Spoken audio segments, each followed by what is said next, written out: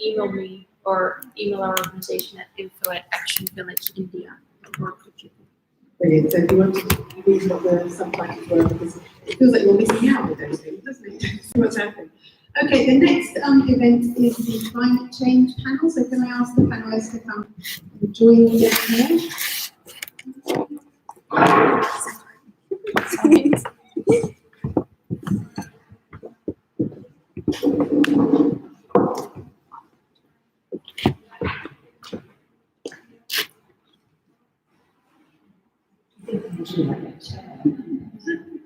I'm going to do the old spaghetti meeting with the there as well. So this panel is definitely about climate change, but with a slight twist. How can we learn from community programs and Ghandi's philosophies in tackling the climate emergency? I think for those of you who have been keeping up with the news, the IPCC report, which came out at the beginning of last week, has made it absolutely no doubt that humanity is behind the climate emergency, and we've really got to get on with it and make some changes soon if we're going to tackle the climate emergency and keep the planet to a temperature that we can sustain humanity, basically. I don't want to scare mongering, but that is how it is. My name is Jo Salter. I'm the founder of an ethical clothing and textiles business called Where Does It Come From? I'm also the director of Cardi London, so a passionate cardist, if that's the right word. I'm going to ask all of the panelists to introduce themselves in turn and tell us a bit about their journey as climate activists, really, and what their feelings are on their journey so far. So first, on my right is Safia, so I'll hand the yoga and get the lead to Safia. Is it 1 minute? No, okay, let's Two. no rush. So I founded People Tree 30 years ago in Japan, and then brought it to the UK 20 years ago. And at the time we were putting together the first supply chains that were global organic textile standard certified from farm through different processes of jelly, spinning, and then also dyeing, printing, etc. And we also piloted the first fair trade label for all different parts of the supply chain. And I suppose the thing that brought me to textile was very much a passion for women and their independence, and also what we call the environment, which now we might call nature, or we might call climate. And I think for me, natural textiles, which were 95% of what we produced, so 97% of what we produced, the rest of things like zips and some interfacings that couldn't be made with natural materials. But yes, 97% of our materials were organic cotton and wool. But I think, for me, the climate imperative started with that organic cotton and setting up a supply chain, because what one could see was that we were losing soil fertility, we were losing soil at an alarming rate, and also part of the business in Japan was a fair trade organic food business, so I was working with farmers in the African continent as well as the Asian continent, and we could see that by growing organically, we were able to sequester about 1.5 tons of CO2 per acre per year. So there was a clear correlation there between making clothing, supporting the farmers, because they were then not spending 9% of what they earned on synthetic insecticides and fertilizers, the alarming rate of suicides, which is created by the chemical, which are now seed companies. Hopefully they'll have their markets closed off very, very soon with this new resurgence of interest in regenerative organic agriculture. But I remember running fashion shows with organic clothing that was either hand woven or it was made in a factory through a fair trade supply chain, and holding up signs that said that basically proclaimed that stat. So 1.5 tons of CO2 for every acre every year for each organic cotton. So, and I think, I think we're also looking at the kind of craft economies, how carbon neutral they are. And if we're looking at shifting down to maybe as much as 75% reduction in the production of clothing, so from 150 billion garments to, let's say, something closer to 30 billion garments, then what we're saying is let's move away from fossil fuels, let's move towards natural, regeneratively grown fibres and fabrics, and let's maximise the value addition so that people are earning as much as they possibly can, so that 60 million people can find their decent, dignified incomes through craft and hand production, which sounds a million miles away from where we are right now. But the imperative has never been stronger, and I think the way forward has never actually been clearer. So that's been my journey, I think. Jo.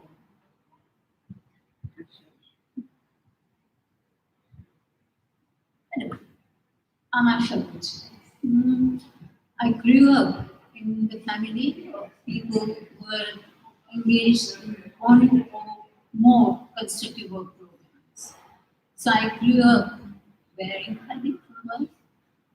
And I was affiliated with constructive work ever since I was a little girl. So I have unshakable faith, even after living in this country for 42 years. I'm still very much in favor of decentralized economy and industries.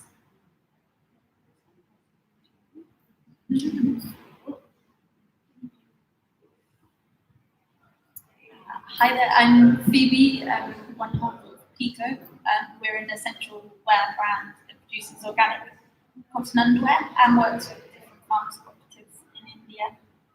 We've just, we started our journey really actually about 6 years ago, attending Navdanya, which is Vandana Shiva's biodiversity farm, and we studied a course in Ghandi, globalization and gross national happiness. And I think that was the start of a lot of different cogs turning in our head about the industry, but my interest in fashion also came very much from my interest in farming, and in the past few years have done some shepherding at various farms, including Fernhill Farm in Panellists. And that's moved us on to working on a new project, the Slipper Project, which is working with all local artisans in the southwest of England using UK fibres.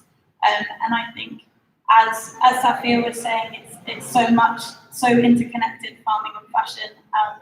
And when we've got to protect the soil and connect people to that whole supply chain, and that's what we've always tried to do in our business. And also with the latest project, it's getting people to use their hands as well, which I think is a big part of the movement now, is this craftism and people connecting to materials and to people through actually understanding the value of making and farming and producing. So that's led me into going into doing some things with Extinction Rebellion and doing non-violent action.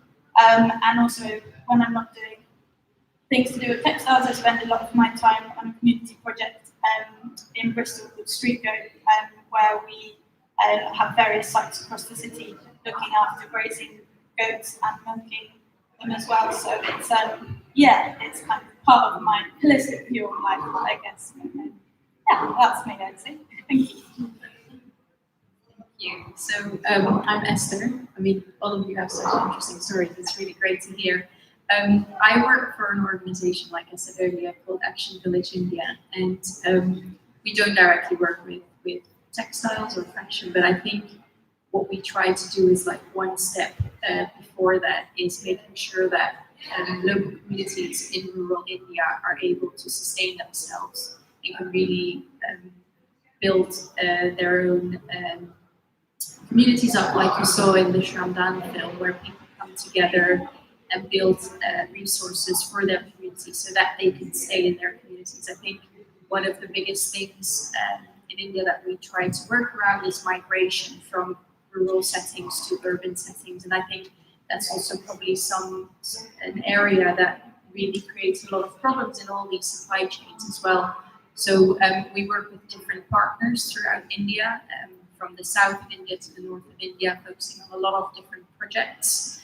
But some of the projects also include looking at indigenous seeds for cotton, so that the communities there can use them again.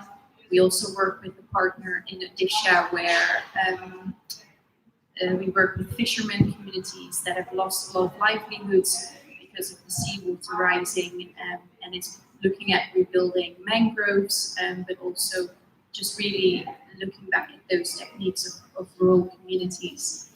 And then on the side, we do a little bit of, we sell some products, which again, really look at, okay, what is this supply chain? Where does it come from?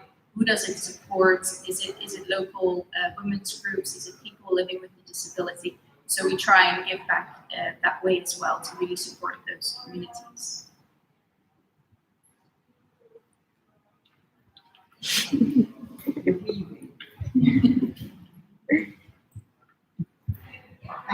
Thank you. And I'm sure you'll agree we've got some amazing panelists here from all walks of life and heritage and history and everything. So yeah, that's going to be a fantastic discussion. So the first question is a big one, and we'll go along the line because it's probably easier because of the microphone. First question is, what role do you see fashion and textiles playing in tackling the climate emergency? So big question. And I know Safia will have a good answer. So you start.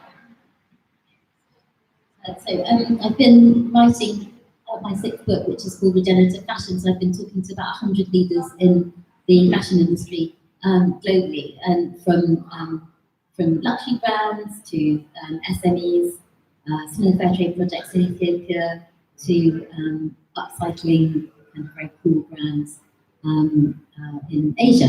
And I suppose I really think the first thing is that, you know, we need to downsize. We need degrowth.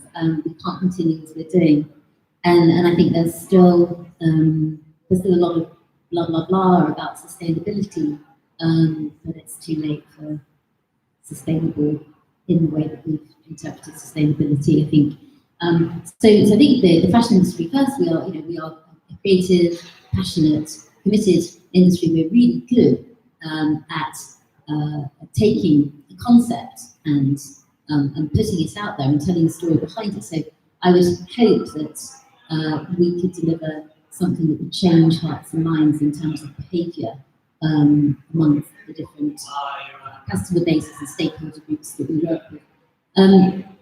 So this, we don't need any clothing, do we? We've got 10 years of clothing on the planet, and we know that second-hand will be as big as fast fashion within this decade. And I think the issue really is, and thankfully, because we have had a really robust civil society movement, despite all of the market forces that have gone against it, artisanal groups, craft groups, indigenous farmers, growing in an organic, regenerative way. We've still got those seeds of hope that we can scale up, because that is the future. But it has been, when I listen to large food companies talking about how they're going to go and retrain the global south farmers about how to farm, I mean, my blood just boils. So I think the fashion industry, to answer your question, Jo, I think it is about having that sense of absolute urgency. If you're going to buy new, for God's sakes, it has to be regenerative, being produced. So it's building soil resilience, it's building back the life matter in the soil, and it must be being produced by in a way that shows dignity and builds community. Otherwise, let's not buy it.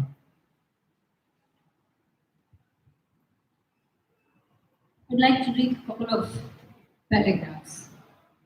The recent Intergovernmental Panel on Climate Change Special Report on Global Warming suggests that we are on the brink of dangerous climate change.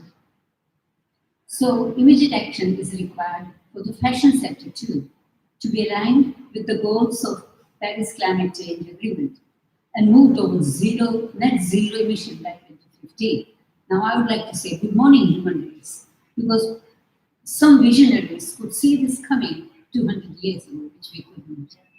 UN Climate Change Work Program aims to connect all stakeholders in the textile and fashion industry, including raw material producers, textile producers, apparel manufacturers, and brands, to make this industry fully environmental friendly.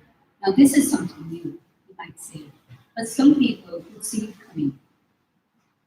Now, during the independent movement, Khadi became a symbol of our independent movement. Fine. And people thought that's a good thing. But unfortunately, we could see its political phase, but we could not see its economic and environmental aspect. Now, if you consider Khadi as environmental friendly and ethical fabric, start from growing cotton and right up to wearing it, repairing it, stitching again and passing it on. And we never used to waste it after. It became a mob in the end. Not because we were poor, because we were thinking. We had an alternative. So I would say that these things have been stated and shown us before, many years ago. John Ruskin 200 years ago said, do not embrace industrial revolution like your own brother. It's your enemy. We didn't listen to him.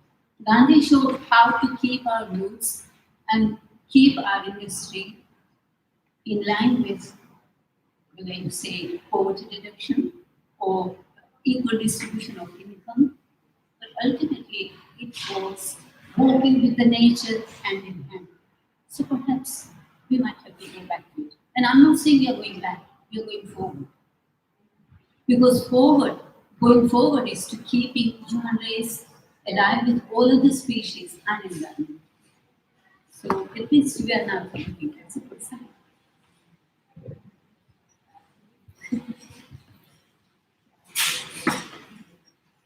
Yeah, I think the big thing that we've all touched on a bit is that telling stories in such a way that creates that value, that people see a piece of cloth and really can see all the people and processes and that involved and how extensive that is. And if you did it yourself, realizing how valuable it is, and we've lost that because we've put in the industry, such a cheap price on these incredibly valuable objects, and we therefore have lost our relationship with them, and it's rebuilding that relationship. We've obviously got to do that quite quickly, and it's a responsibility as a brand to be really honest about their whole supply chains, be honest about their limitations, and then as a consumer to really hold brands to account.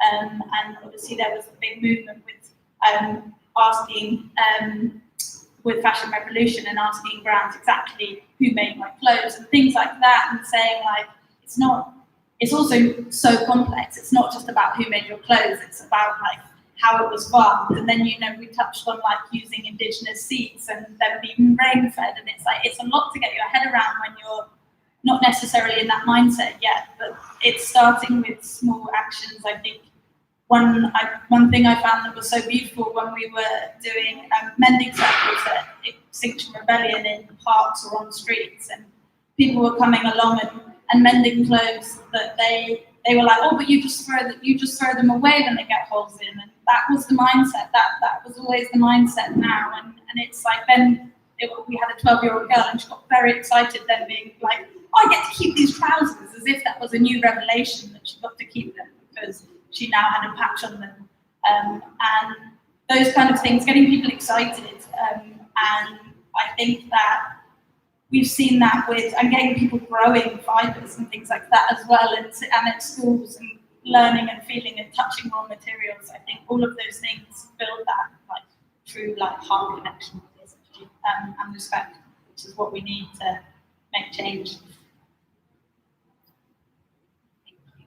I don't think I have so much to add to all these wonderful answers, but for myself at least, I think every time I go to India, you actually see, you know, the work that is going on, but also how some communities really, because we work with a lot of real Ghanaian organizations who wear Ghandi with pride. So I think looking at that and having the conversations with those people, I think shows me a lot and tells me to learn.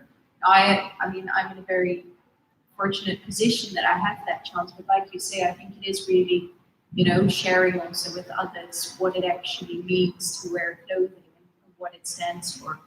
And it goes really to the seed. So I know Jo's products because we work with her as well. And I think that's really beautiful about her work is that, you know, it really shows, okay, who created this, but this person is actually a human, and who is this person? I think that's the beauty behind it. It's not just made in a factory. It's actually, okay, these are human beings, and what does it mean for those people to actually wear their clothing, or what does it mean to be able to help someone to you know, sustain their family through wearing good clothing.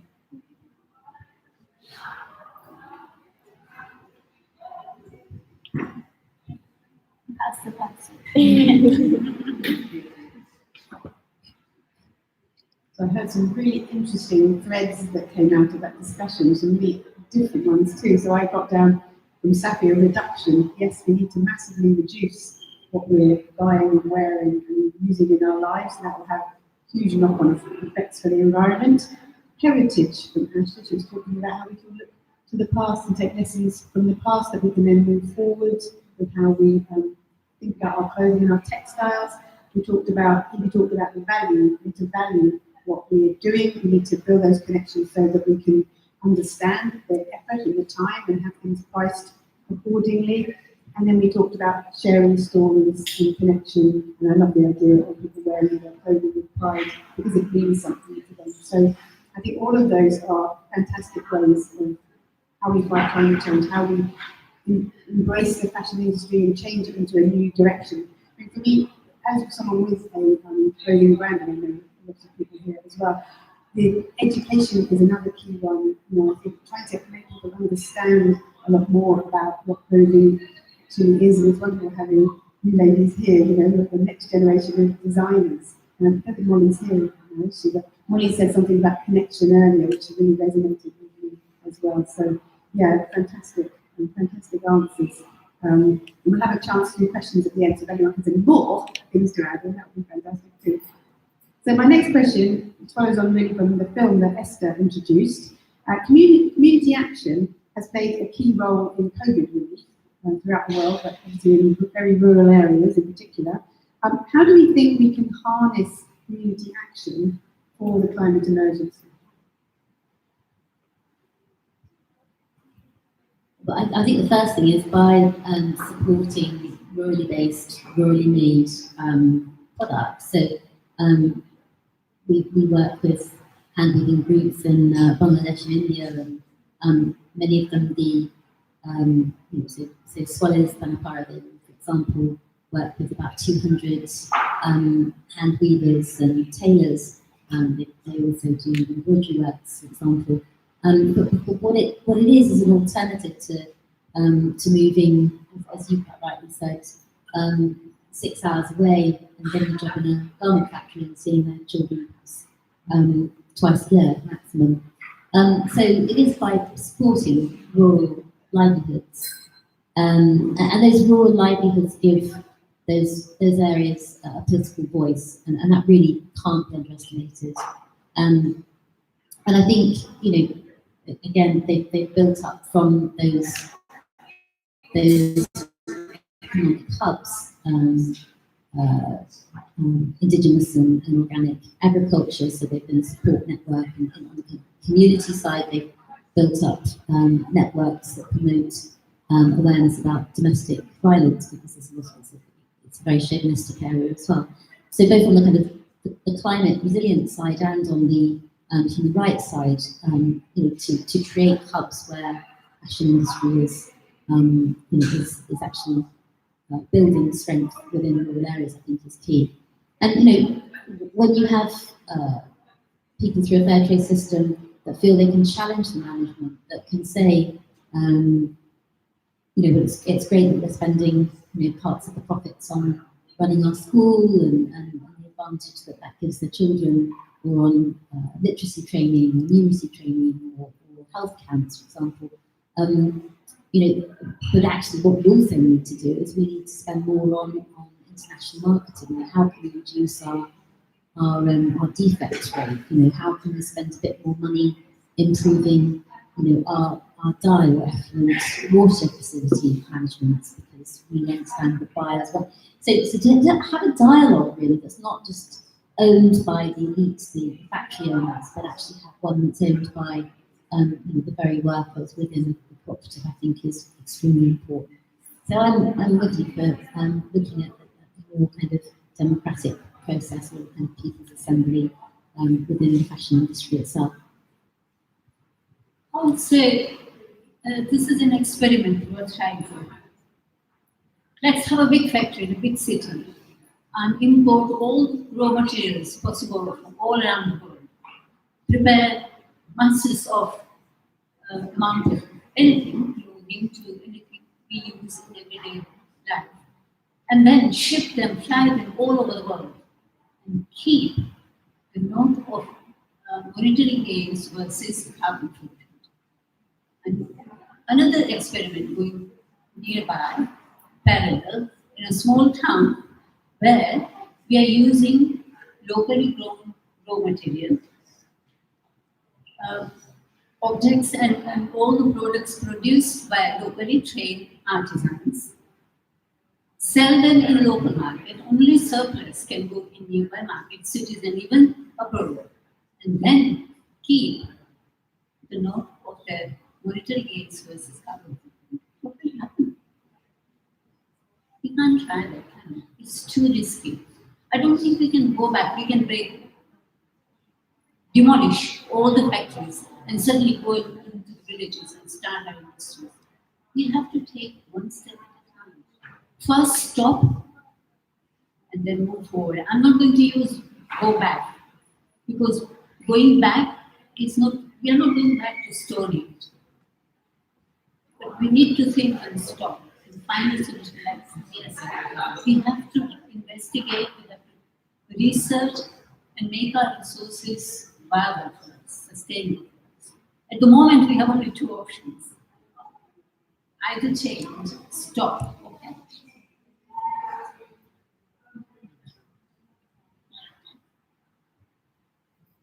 Yeah, I think it would be interesting to hear from Kishore, maybe, or Joe might know as well about, it just came to me about Gram Seven who were doing a cooperative out in India, which we visited. They did their Ghandian organisation that had been growing cotton and on a village scale and with local farmers, and then also having village scale machinery to process all the cotton and then spin and weave it, and then I might be wrong in this, but part of that was then going back to the farmers, and it was keeping that loop, closed loop. And I think then, like you were saying, it's more resilient. It then is giving back to people in the community, and there's that doesn't just disappear from its localized region, and it might decompose in the same place and go back to the soil. And it's thinking about that. We've always tried, when we've been working out in India, to work in a localized closed loop supply chain or value chain, and it can be quite challenging. It was definitely challenging when working with jersey, because jersey was not produced in a hand-spun, hand-woven way, and we didn't quite go back to making khadi knickerbockers, even though that is what Dr. Vandana Shiva told us to do, and maybe one day we will. So if we can all convert you to wearing khadi knickers, then I will stand corrected. But it's part. I think part of that, it's connecting everyone. So it's not just like one person sewing and one person farming, but actually having that connection throughout the chain. And I think we've really found that recently when we've been working on the Slipper project, working with specifically Simon and Anne, who are flax farmers in Gloucestershire, and they are most inspiring couple ever. But they are farming flax, then they're harvesting it, processing it. Simon's built all the machines to process it, small wooden, beautiful carpentered, I think that's word, but made machines, and then he's spinning and weaving, and then you'll turn up and he's wearing his linen jumper with such pride, and he'll get you in his cloak. He's also made out of flax, and you're obviously this is an exceptional case, and it's a very much passion project for those guys. But it's been interesting, kind of touching on again what Safia was saying about talking to people who are producing and not missing people out in that conversation, because they're key. Because we've been trying to work with Simon on this project, but we want it to be commercially viable for him. And now, because it was such a passion for him, he was like, right, I'm going to charge you this per meter. And we were like, that doesn't sound like very much, you should charge us more. And so he was like, maybe it's not very much. So the next time we said, are you sure it's still enough? So we're now trying to work with him on getting him to charge us more for it, so that it's commercially viable for him, and so that he could create a standardized price so he could do it again, because otherwise there's no, he's just doing us a favor. And we kept on saying to him, what if they go really well? We want to be able to keep supporting you. And he then was like, okay, yeah, so now potentially the price we're paying him is quadrupled, but we're happy about that because we can now share, we feel strong in the fact that we can share his story, and that's important to say this does cost this much because people aren't doing us favors, or people aren't missing out by producing this product, and I think that's really key. I've kind of gone off community tangent there, but yeah, back to connection, I guess. I think one of the important things in community action is ownership. So giving people a sense of ownership, like you saw in the film from the Trienekens, it's really about, it's not just a handout. This was done after COVID, so it's helping communities get back on their feet after COVID. And this wasn't a handout. This is people working themselves, and it makes them feel so much better, and it gives them ownership of what they actually, of what they're doing. And I think that's, we bring that back in a lot of our work that we do. So we work with women's groups. It's them themselves trying to save money and earn money and borrow the money out to each other so that they can set up a little business together, or they one month the one can make sure their child goes to school, the other month somebody might need it for something else. But I think it's that ownership of building something together and making something together, and I think that's really key also within climate change. It's, we all need to take ownership that this is happening, and I think the way forward is for us to do it together and not just as individuals. I just add to that as well. I actually was reading something, I think only yesterday, that Ghandi had wrote about, like, not he never wanted it to be called Gandhiism or something, because he was like, I don't want it to be this like doctrine philosophy that never changes and evolves. Kind of like what you were saying about ownership. It's like, and I think Safia touched on, it's like no one thinking they have the right answer and the right idea, and it's about conversations and working out like what people need and like what we can all do. But that's ever evolving, and it's going to carry on ever evolving as new things come out about what's going on with our climate and how we can challenge it and help restore and protect it as it is now. And in those days, 100 years ago, they didn't have these terminologies as climate change or environmentally friendly, nothing. But intuitively, they knew because they were living with the nature. You see, when we call migrant workers, they are workers. Why do they have to migrate? Workers live and work where the natural resources are. What we did, that we wanted to be smarter than nature.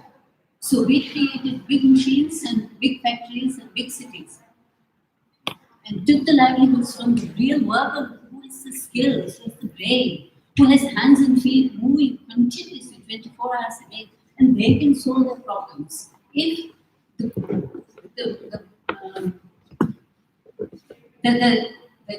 if they're growing wheat or cotton, and if it fails, they know how to put it right. They listen to the nature. We stop them thinking. We stop them working. We took them to the cities. We lured them. Come and we'll give you big wages. That's why they had to migrate.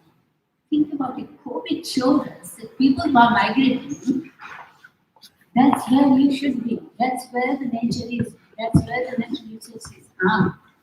And some people, they wanted to just live in accordance with the nature. Now we are shouting, we must do that. Now I think it is really good that we are at least thinking that. And I'm sure when we change, we are talking about lifestyle change. But to change the lifestyle, we have to change the mindset. So first of all, I have to think. I have to make a list of need shopping list, want shopping list. These are the things I need, but 2 pairs of clothes. And these are the things I want. Maybe fashionable clothes, maybe high restaurant voucher for me to dine out. So these are my wants. So once I change my mindset and about clothing as well, then I prefer maybe simple cotton, if not khadi, simple cotton. Then we might change. Yes, if you embrace khadi, you have to look simple. You have to accept that I can't afford a stack full of, wardrobe full of clothes because they are not made in factories, my God. They are made by hands, and people are paid just wages. So they will be expensive. At night, you will sleep with pride that you have helped at least one family who is not starving.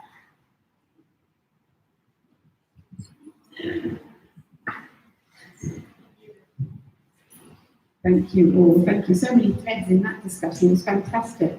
So we started off with community hubs, which is obviously very, very key. And I think Phoebe mentioned the Grand Sale on Mandeville, which is something that Kishore knows all about. But it's basically everything centered in one place, the cotton growing, the weaving, the spinning. In fact, our masks are a joint project between Cardi London, and where does it come from? You can see some over there. But it still has little seeds in from the cotton, I'm really passionate about them. They're great. So yeah, community hubs. I was really excited this morning listening to the students about how when you were talking with your artisans that you were working with in your projects, you weren't just saying, this is what we want you to do, get on with it. There was very much a mutual respect, and you were learning from them, and maybe they said to you, you could do it better this way. You know, and I think that's something, that dialogue is something that we want to see more in the fashion industry as well. You know, it's not just, we don't just know best. The customer, I'm sorry, is not always right. You know, the designer is not always right. We need to change that philosophy. And also talking about costs again, brought me back to 2016, the true cost, wasn't it? 2016? So, yeah, something. Safia was involved in a film, and it was an amazing film. If you haven't seen it, go and see it. It's on Netflix still. But it was, one of the things there was we never measure the effects on the environment when we buy clothing. That's not measured. That cost is not captured anywhere, and it very much goes with what Asha was saying. So, you know, we need to start capturing those costs and adding that into the prices of things so people understand those true costs. And then a really key point from Esther around ownership. You know, we need to start owning the problem. The people down on the ground, they are working there, they understand, and we need to also take ownership. We can't just push that away down the supply chain. And the other thought that sprang to mind is we talk about saving the planet. You know, the planet is going to be all right. It's going to be us. We're going to be the ones that are on. You know, so we're looking after ourselves. It's a bigger thing. Right, one more question, which is, it's been started nicely already, talking about Gandhiism. I love the point that Ghandi, it's not just about Ghandi as a man, it's about a teaching, about a philosophy, and it's timeless. So what else can we learn from those timeless teachings that Ghandi and others have come up with over the centuries? What can we harness from that, reinvent the wheel? What can we go forward with from there? Safia. Well, I think fair trade or the principles of fair trade are very much based on the principles of Ghandi, and so much as it's about self-reliance, it's about self-sufficiency, it's also about dignity and respect of people and nature. I think the 30-year journey for me, having set up People Tree and visiting groups, and understanding also about my Indian heritage was learning actually just 3 years ago that, and after I'd published my 5th book, Saved to Fashion, was that my great-grandfather was a bonded labourer from UP in India and came into Mauritius. And of course, at that time, the British would have said to Indians, you know, you can go to Mauritius for 3 or 5 years, and then you can come back and be with your families. And so he and his son got on a boat in the same way that many Indians did to Trinidad or to Mauritius and other places, and never came back.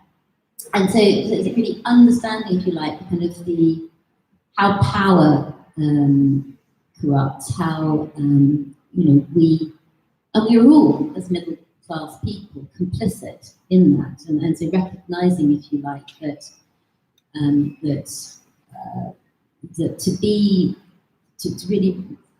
to be aware of the corruption of power, that we need to also have an empathy that understands when we're making decisions within our personal lives. Sorry, I'm slightly going off on a tangent, but we had. I think it's very easy to kind of look at certain foibles and to look at the kind of comfort that one might draw from them, and it's to truly look at how we simplify and how we live a more modest lifestyle is actually part and parcel, I think, of getting to the well-being economy.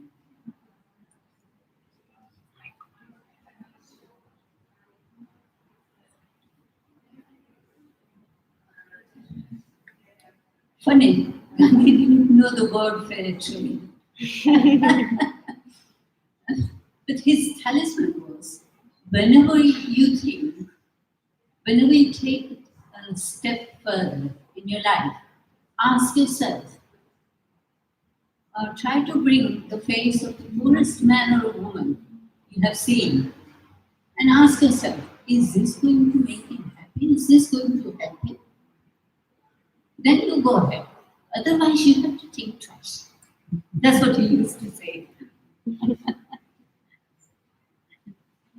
did say the word Unfair. Unfair. I think adding to that, and I guess going on from what we've talked a lot about connection and value, I think what this last year has shown as well is a lot of people have had to stop and look closer to home and do more, and have got excited about doing more things with their hands, be it throwing vegetables on a very small windowsill, or getting excited mending, or sewing their first pair of shorts or something like that. Those things make Ghandian's philosophy very, very relevant about doing all things with love and connected. But I also think that one thing we did when we were at Navdanya, the biodiversity farm in North India, was every day you do your daily service.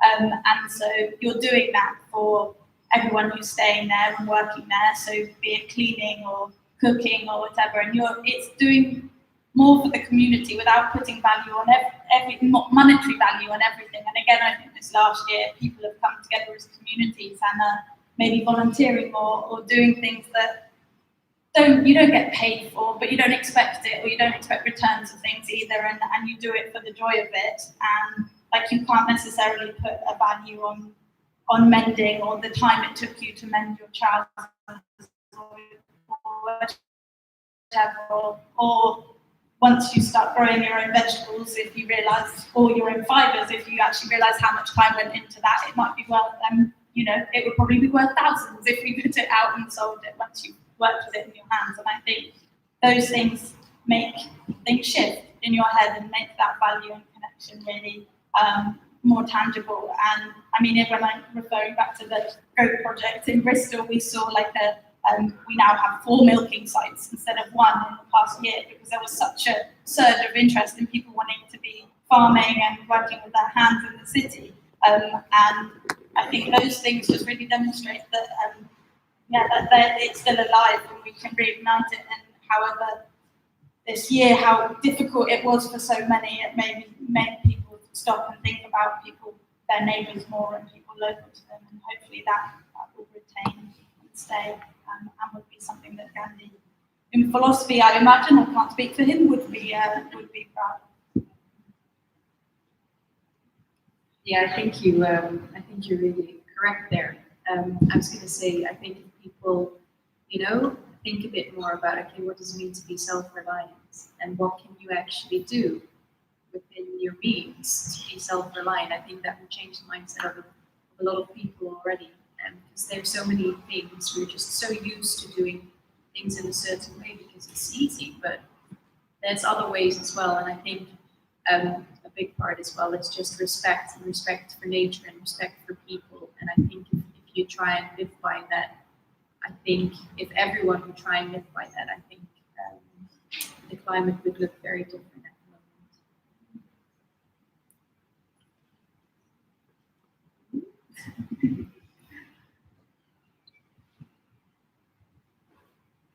moment. Thank you very much. Yeah, no, definitely some really interesting answers there. And there's so much more. I mean, I think we could talk about ways to harness the Ghandi really for absolutely ages. I mean, I was thinking of things like non-violent protest and things like that, which, obviously the Extinction Rebellion and other organisations, that gets its roots in those older organisations and Ghandaism and so much more. And then taking the community side a bit even further is setting up the infrastructures in the communities, wasn't there? I mean, Ghandi's cooperatives that he set up in rural communities, and it's just, I suppose, putting infrastructure in place of all the things that we've been saying and learning from that. I loved your comment that if we did this, then we wouldn't climate change would be a different thing if we managed to learn some of these amazing lessons.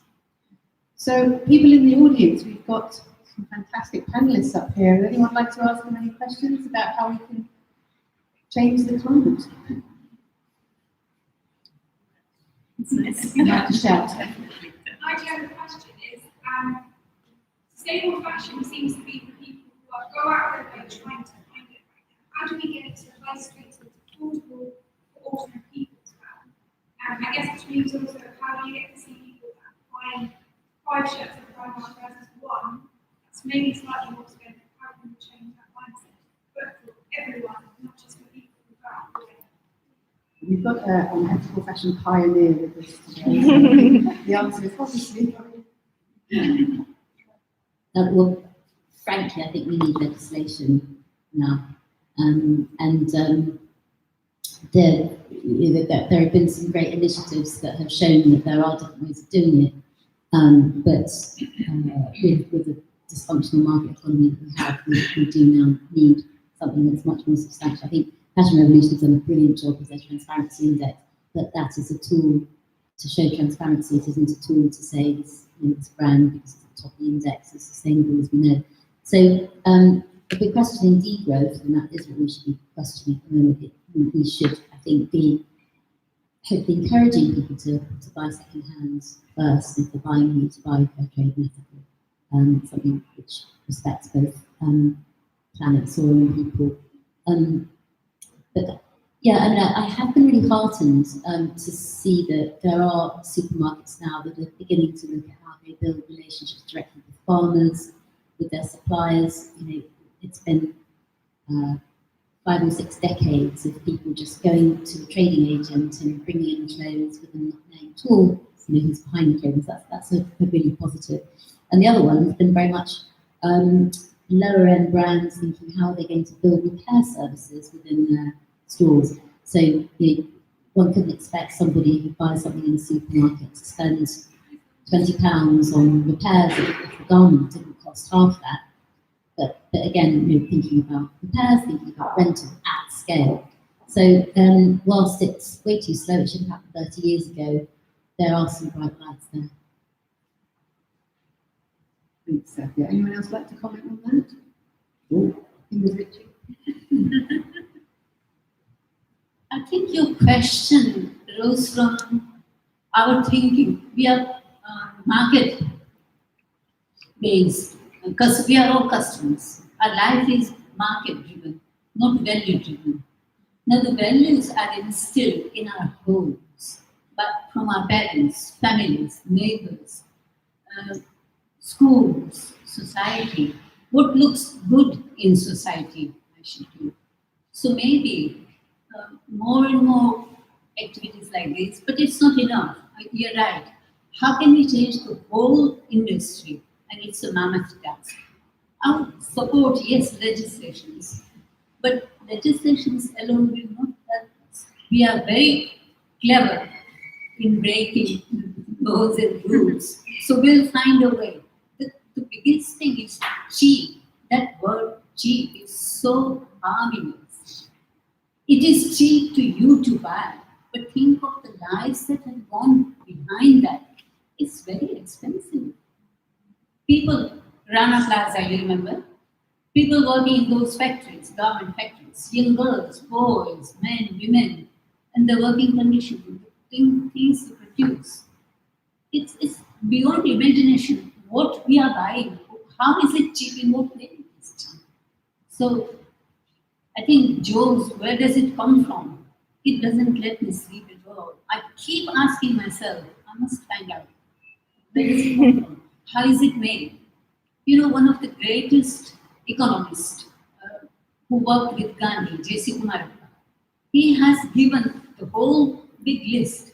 Before you buy anything, ask who made it, what went into it, how was it made, how much profit was made, who got the share of the profit. So he has given us 10 or 20 questions. At that rate, we will never buy anything. But the thing is to make ourselves responsible customer, responsible producer, and then the things will change.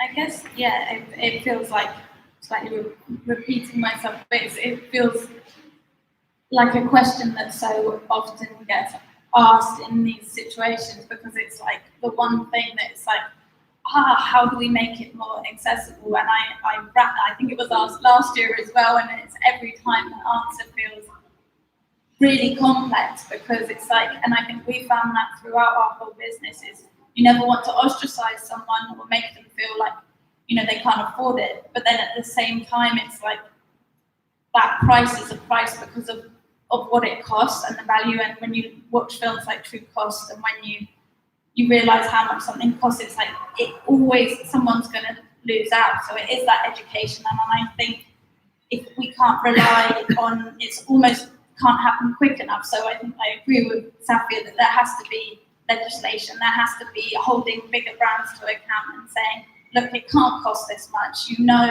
you look at Bhikhu and how much they were paying people in their factories, and it means it doesn't work, and those prices are not real. And so it's like we've got to marry up legislation with education, and making that education not in a way that makes people feel guilty, because people have bought like that because of their means, but actually shifting it and starting with younger children, getting them excited about fibres and mending and clothes and understanding the value, because it's been lost, because you know, we don't all learn how to sew from our grandparents anymore, or we don't learn how to grow from our parents and all those things, and it's I guess naive to think that we might jump back to that straight away in a time that's quick enough, but it's how we move forward and educate and legislate now, I guess.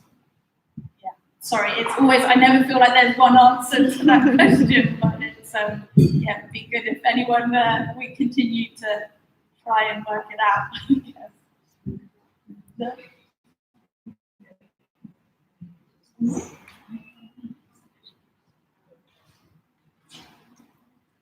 Thank you, thank you. I've got a confession to make. I'm not a very patient person, and it really matters ticked me off that this is happening faster. As Phoebe said, we say this every year. Safia probably said it for however many years. It's, it's really irritating, and it's trying to find different ways of doing things. So I suppose one thing that I've taken from the IPCC report last week was no more Miss Nice Guy.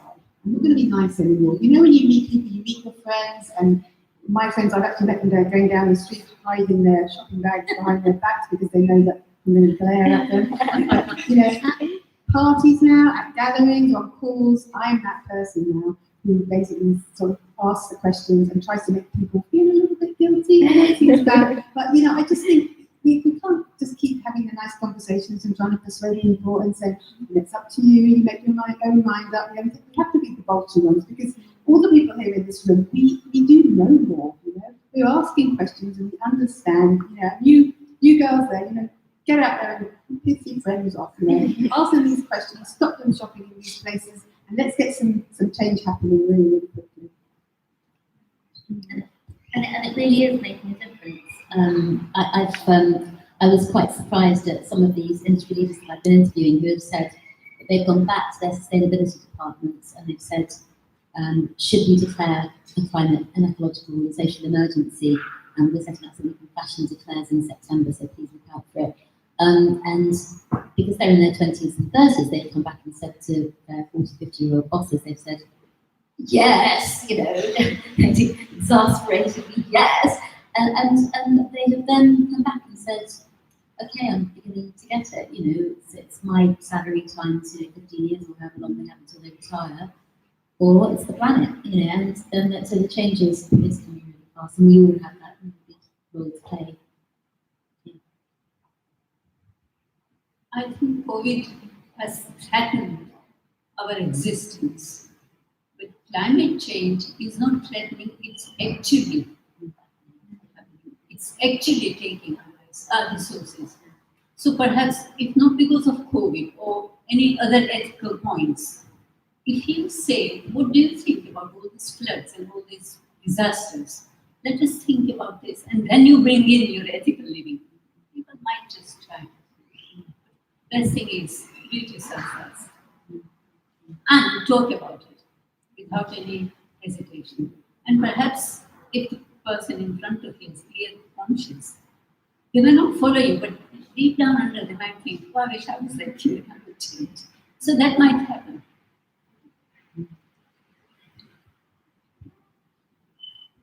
Okay, are we finished it? We've got more. Okay. Do you want to head off, Asha?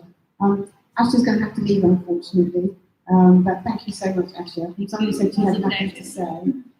Thank She's a brilliant you. speaker. I would like to echo.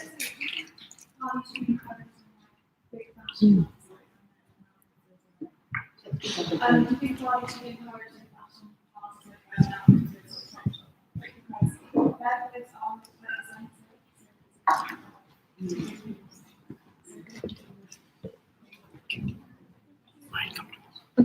It's interesting what it says about economic models as well, isn't it? So where is the profit from the urban outfitters and higher end brands going? Because it's probably not going to the people, right? Right at the beginning. Have you got any thoughts on that? Yeah, I did, yeah. I think it's about critical path. It's really possible to do. And we're putting together a workshop about hand weaves and the obstacles to mainstreaming hand weaving. And I think there's critical path, so the production times adding between 9 to 18 months. And then the inconsistencies of fabric. What do we do if we're selling 1,000 garments and they're all slightly different? One second.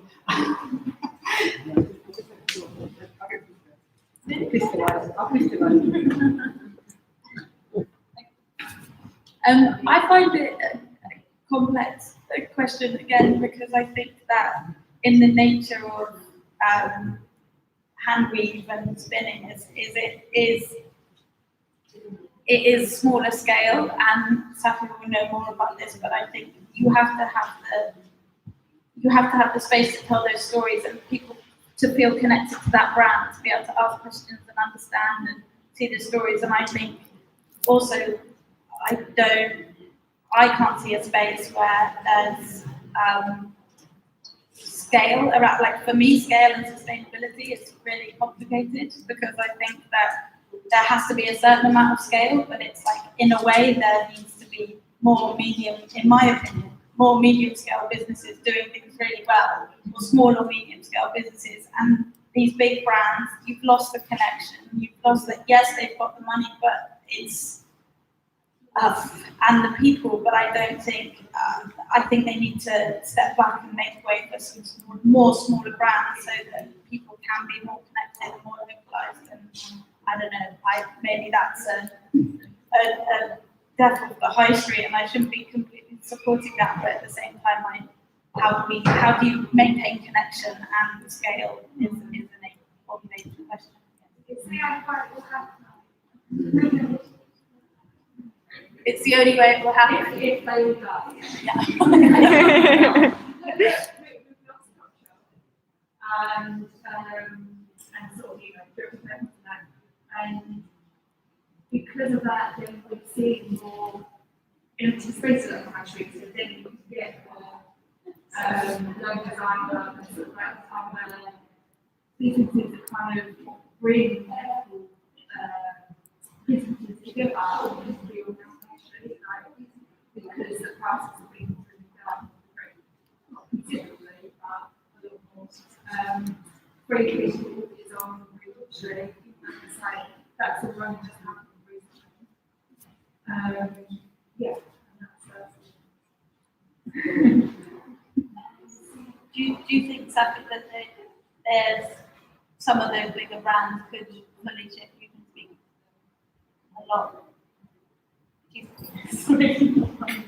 I mean, I spent a long time trying to convince them to. I remember going to Topshop and saying, will you give me commitment to, I think it was something like 5,000 units of organic cotton, so that I could give the farmers the commitment for extra harvest at a certain fibre length, so that we could then put it into production. And this is before the styles of the living colours.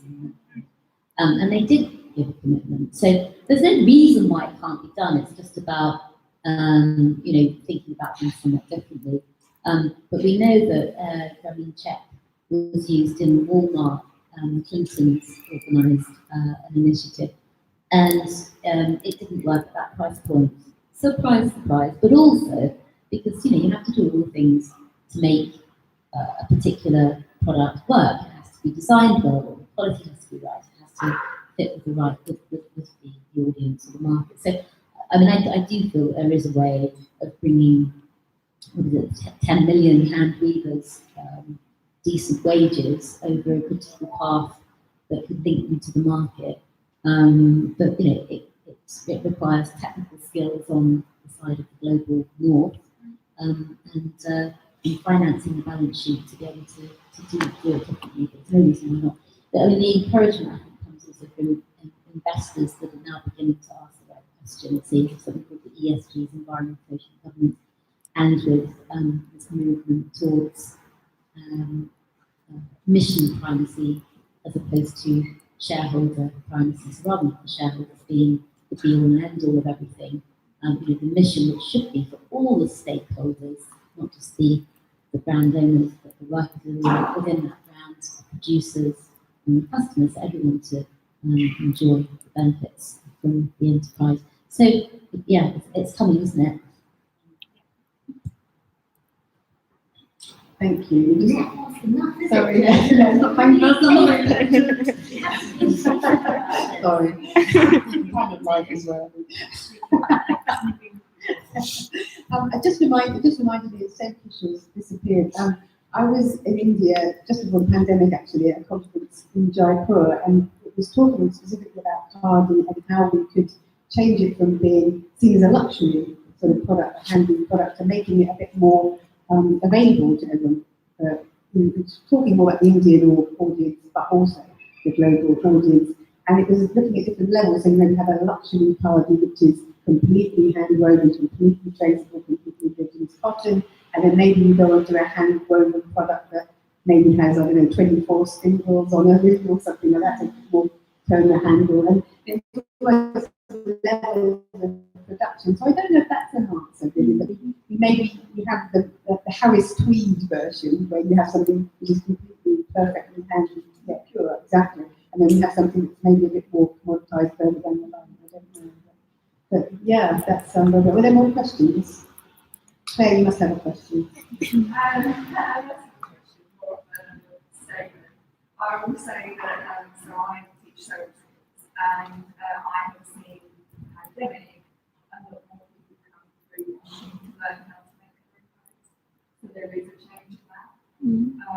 Equally, I do alterations on clothes. It's my way of changing how we see our clothes, and that with the pandemic has seen a massive resurgence, frankly. But it's just sort of having those things available so that people can see what they can do with their garments, you know, sort of like, I get so many people coming up to me now saying how, like, you know, they've never had their clothes tailored or they've never thought about it before until I was on the side sort of with residential spaces because, you know, sort of it's not available to everyone, you know, sort of, and it's something that I want to do for tailors is getting out their face on something like that, where it might seem a bit scary for people in central London. Equally on the back of that, because I've heard people say, sort of like years ago, when I was at Levi's as a tailor in the Carpet Street store, why don't I go into sort of like the stores like the George and things and they were open and kind of talk to them about doing alterations. But when I was at Levi's, the most I could get was minimum wage as a tailor, and I had to do because I couldn't put up with that. And I just think, so if I went anywhere and I was supposed to have that already in place, they would probably not pay me next. You know, it's sort of it's sort of like the mindset of these brands to get them to change how they see clothing. Because how they see clothing is not everything on the So obviously we won't change how we see clothing to sort of like change how they I think that's honestly a perfect place to end actually. You know, we won't change the way we perceive clothing until the brands start marketing it and changing the way that they perceive clothing as well. With that, with time in mind, I'm going to wrap up. This is something really urgent. We want to No, it's okay. It's quite a big one, so I'm not sure if it's the right time. But Phoebe, you touched on like these kind of small production, like material processing units kind of scattered around, and I find them really inspiring. I guess a lot of us do, but they tend to be quite small. And like I've been a part of a similar project in Denmark. They're trying to create a mini spinning mill so that they could preserve kind of spinning and weaving tradition and create like jobs in the rural area. And as much as it's so inspiring being a part of it, it's so like difficult to see how it can be scaled up and scaled out without it becoming unsustainable. Did I say that right? Without it becoming unsustainable, yes. So yeah, I just wondered if you had any thoughts on how we might be able to do that in a sustainable way in terms of being able to pay people fairly and still working with owners.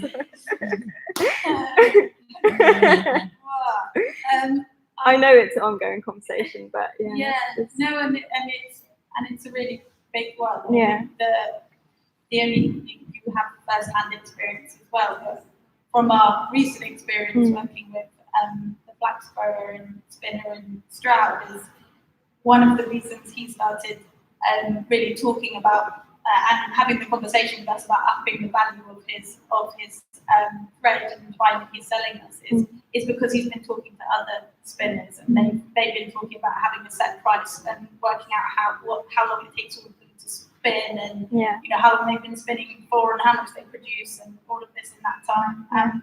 And so again though it will still come out at a luxury price point, and so in terms of sustainability of growth, it's like, will it ever grow past a certain point if it maintains that price point? I don't know. So I guess it's encouraging more of these smaller hubs. Yeah. Like, is the only thing I can think is that you're not necessarily, I can't envisage like a factory with 10, 20, 30, 40 hand spinners in Stroud, spinning flax, but it's having these small communities dotted around that are more localized. And I guess that's what we've seen a lot in the cooperatives and things we visited in India, is there are lots of these hubs and connecting them all. And I guess a lot with organic cotton, not necessarily Khadi, but there are these, I'm not necessarily supporting a centralized space, but there's a connectivity between like lots of different growers.